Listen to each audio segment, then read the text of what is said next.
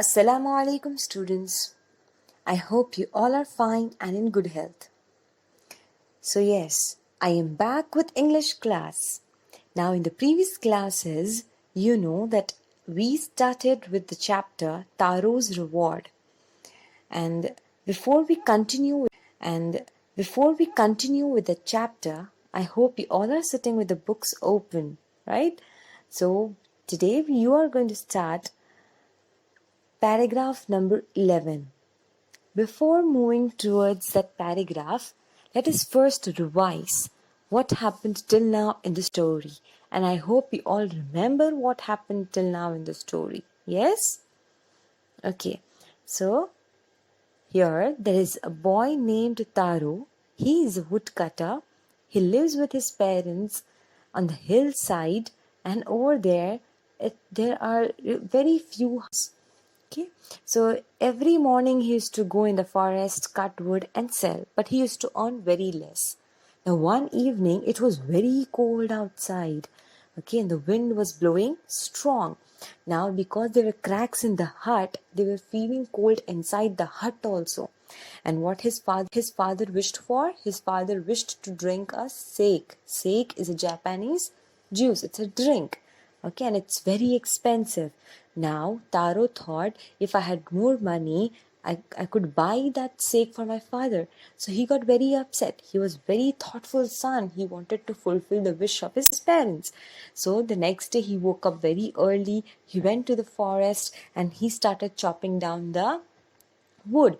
Now, when the sun was above his head, he was very tired and he heard a sound of a waterfall which he never heard till now in the forest. So he went into the forest and he went inside the forest from where the sound was coming, and he saw there was a beautiful waterfall. And then when he drank that water, it tasted like a sake, yes, and it was something that his father wished for. So what he did, he filled the pot with him of water and he took that sake and he went back to his home. He gave it to his father and he drank it. He was very happy, dancing on the floor, drinking that sake.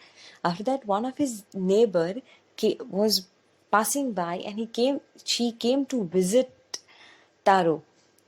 Taru's father. So when she came, Taru's father gave her also sip of sake. She was very delighted. She was very happy. And then there was a line of the villagers. They all used to drink that sake and listen to the story of Taro about the magic waterfall. The next day, what happened? Taro thought, I'll go very early into the forest and fill the very big pot that I had in my house of sake.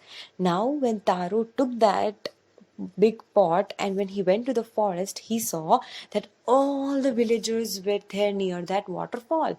And what did he see? That few of the villagers, they kneeled down to drink that sake, but when they drank that waterfall, that water, it was not a sake, it was just cold water.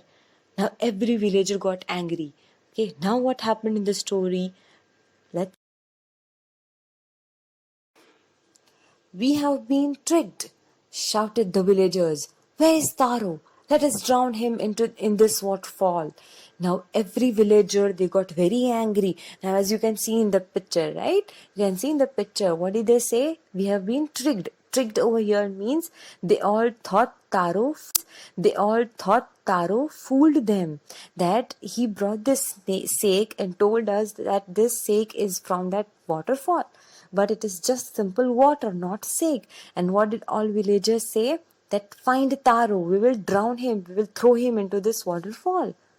But Taro had been wise-lipped behind a rock when he saw how things were going.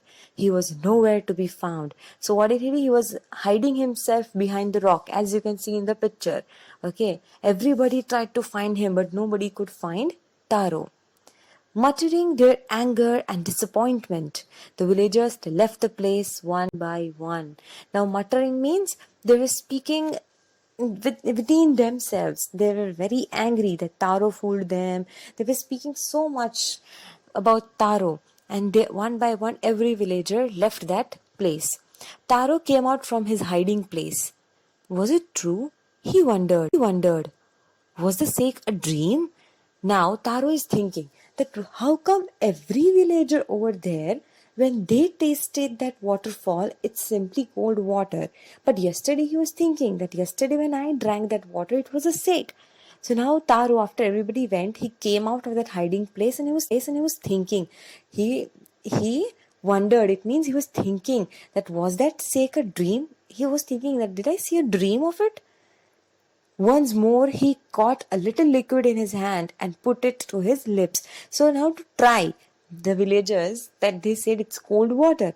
So now Taro thought, let me try it again. So he cupped a little water in his hand and he tried to drink it. It was the same fine sake. Now, when Taro drank that water from that magic waterfall, for him it was a sake, not the cold water. To the thoughtful son, the magic waterfall gave the delicious sake.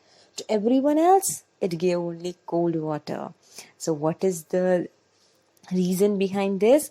That as Taro was very thoughtful, he was ready to work very hard for just buying that sake for his father to fulfill his father's wish. Because he was a thoughtful son, that waterfall, it gave the taste of sake to Taro, and for everyone else it was just simply cold water. So for Taro, this was the reward. So do you get the name of the chapter? What is it? Title of the chapter? Taro's reward, right? So what is the reward of Taro? That waterfall gave him the taste of sake and not water, and to others it was just simply cold water. So yes, that waterfall was magic waterfall, and that gave the delicious sake to Taro. The story of Taro and his magic waterfall reached the Emperor of Japan. So yes, now everybody was thinking, no? Everybody might have thought later on that why is Taro getting the taste of sake and for others cold water? So this story was spread and it reached the Emperor of Japan, the ruler of Japan.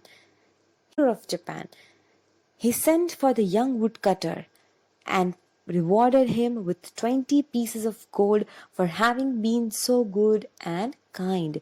So now he called that young woodcutter, and what he did, he gave him 20 pieces of gold. And why did he give this 20 pieces of gold? Because he was so good and kind to his parents. Then he named the most beautiful fountain in the city after Taro. So, the most beautiful fountain in the city that was named after Taro. This, said the emperor, was to encourage all children to honor and obey their parents. Yes, so why did this emperor do this? The ruler named the waterfall, that beautiful fountain named as Taro. Why? Because he wanted to encourage every children to obey their parents, to listen, to respect, to honor is to respect their parents. And that is what we also have to learn, right? That we need to respect our parents. Whatever we do, that should be for our parents. We need to fulfill their wishes. They have some desires regarding us, right? They have some wishes for us also. Okay, that my son or daughter would do this and that and this, right? When they become big. Okay, so what we need to do, we need to follow and listen to whatever our parents say, right? If they scold also, it is for our good only. Okay, so we all need to honor and obey our parents. So this was the whole story of Taro. And that is why the reward that Taro got, because of that, the story is titled as Taro's reward. And this story is a Japanese story retold. It means that this story was very famous in Japan. That means it came from an ancient time that people used to tell this story to the children. This story continued. Okay, so it was a very famous story of Japan. I hope you all understood this. So here we completed the story Taro's Reward of Unit 3. Now here there are some new words. So what are you going to do? In your CWs, you are going to give the title Taro Unit 3 Taro's Reward. Give the heading new words and copy down this new words from here. Okay? And go through the story once again. If you have any doubts, you're free to ask in the comment section. We are here to solve your doubts. Thank you. Have a nice day.